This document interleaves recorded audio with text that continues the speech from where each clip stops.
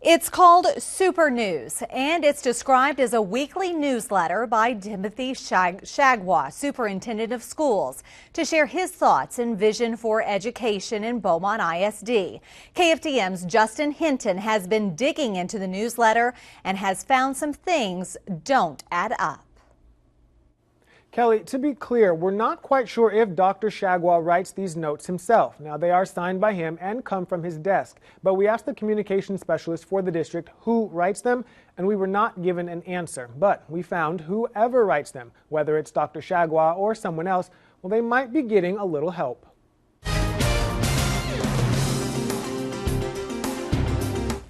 Each week, a new message, straight from the desk of Dr. Timothy Shagwa, Super News. The Veterans Day message caught our eye, especially with the line highlighted in green.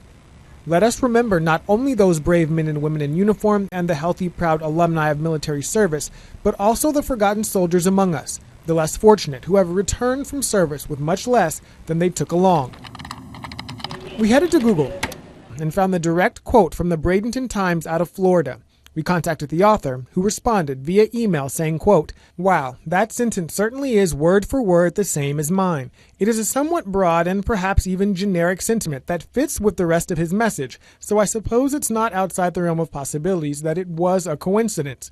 But the use of the hyphen to emphasize such clauses is sort of a trademark in my writing that you'll even see appear elsewhere in my article. That's probably the part that raises the biggest flag to me, though I don't know that I'd still completely rule out an unlikely coincidence, unless maybe some of the other parts look to be lifted from elsewhere." Turns out, the rest of the article can be found on the Georgia Department of Veterans Service page, dated November 8th and signed by Commissioner Pete Wheeler. Dr. Jim Sanderson, the chair of the Department of English and Modern Language at Lamar University, says it appears to be a sign of plagiarism. Plagiarism is taking either oral or written material that is not your own and passing it off as your own. But the Veterans Day message wasn't the only one where we found similar statements. September 9th, a message about the September 11th terrorist attack, found on history.com. October 1st, a message about anti-bullying. A direct quote stated by the director of the center, used without quotes. We found that on pacer.org. And again, another letter dated September 16th about National Hispanic Heritage Month. Appears word for word on the Library of Congress's website. The odds of his writing this exactly with the same structure, the same punctuation, the same wording as this, without having seen this, is pretty close to the definition of a miracle.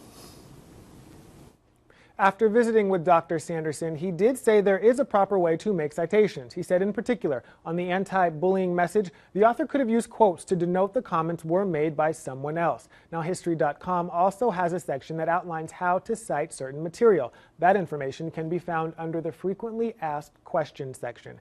Now, we reached out to Dr. Shagwa, his secretary, and two communication specialists in the administration office, Ron Reynolds and Nikisha Miles, for comment.